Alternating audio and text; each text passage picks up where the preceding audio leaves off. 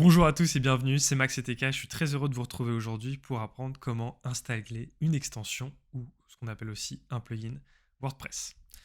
Alors pour ce faire, on se retrouve directement dans notre back-office WordPress, donc dans le back-office de notre site internet, le côté administrateur, et on va aller sur la colonne de gauche qui se trouve ici et cliquer sur extension. Alors soit on clique directement sur extension, soit on laisse la souris sans cliquer sur extension, il va y avoir un petit menu qui va apparaître à droite, et on va sur ajouter une extension directement.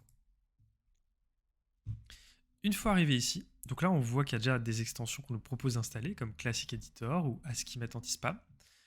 On nous propose directement de les installer avec un petit bouton à droite installer maintenant. Donc c'est pas ce qu'on va faire, c'est juste pour vous présenter rapidement cette page là. On voit qu'en haut à gauche il y a un filtre, on a quelques filtres possibles, là c'est des plugins qui sont mis en avant. On a la possibilité de voir les plugins populaires, les plugins recommandés et nos favoris. Donc je vais retourner sur mise en avant. Alors comme vous pouvez le voir ici, il y a bien une liste de plugins affichée. Et avant d'installer un plugin, il est très important de vérifier 4 choses.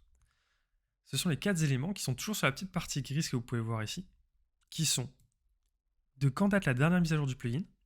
Il faut que c'est très important que cela soit récent, il y a moins d'un mois, grand maximum. Par exemple, on voit que la dernière mise à jour date d'il y a un mois, donc ça va. Mais là, par exemple, on voit que la mise à jour date d'il y a 2 mois, ce qui pourrait poser problème.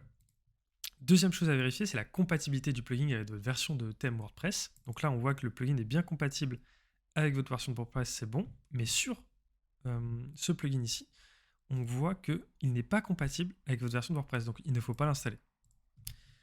Ensuite, troisième point à checker, c'est le nombre de personnes qui ont installé ce plugin et pour qui le plugin est toujours actif sur leur site WordPress.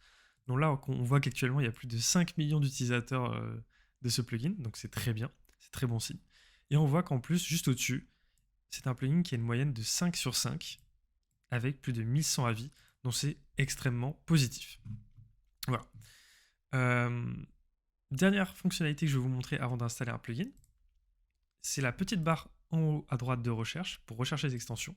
Donc pour ce faire, on va installer le plugin Elementor, qui est un des plugins les plus connus. Donc on va taper dans la barre de recherche Elementor, qui est un plugin qu'on appelle Page Builder, qui va vous aider à construire vos pages web sans coder. Voilà. Il apparaît ici en haut à gauche. On voit qu'il a 6788 notes, une moyenne de 4,5 sur 5, c'est excellent pour 7000 notes. Plus de 5 millions d'installations actives, une dernière mise à jour qui date d'il y a 6 jours, et une compatibilité avec notre version de thème WordPress. Donc c'est parfait.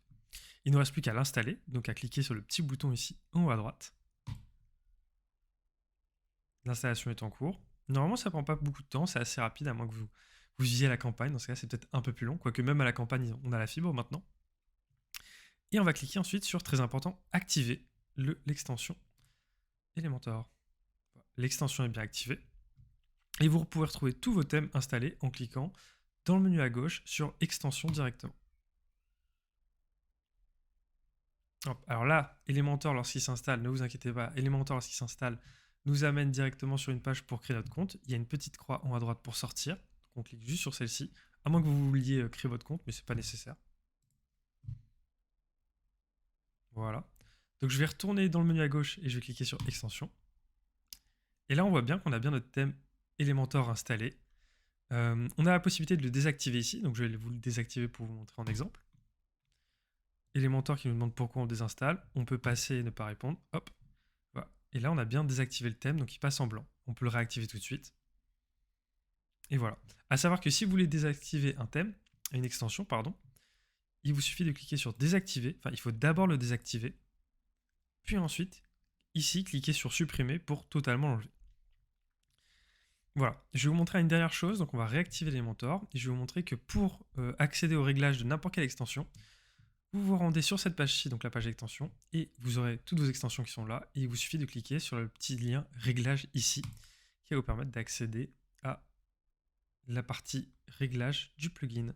Voilà, comme ceci. Voilà, écoutez, c'est tout pour cette vidéo. Si jamais vous avez envie que je rentre plus en détail, ou si vous avez des questions tout simplement par rapport à cette partie, n'hésitez pas en commentaire, j'y répondrai avec grand plaisir. Je suis en train de préparer une grosse vidéo par rapport à la création d'un site internet de A à Z avec Elementor et le thème Hello Elementor. J'en ai parlé dans une précédente vidéo. Donc si c'est jamais quelque chose qui peut vous intéresser, n'hésitez pas à le dire dans les commentaires. Et moi en attendant, je vous dis à très bientôt pour une prochaine vidéo. C'était Max et TK. Ciao.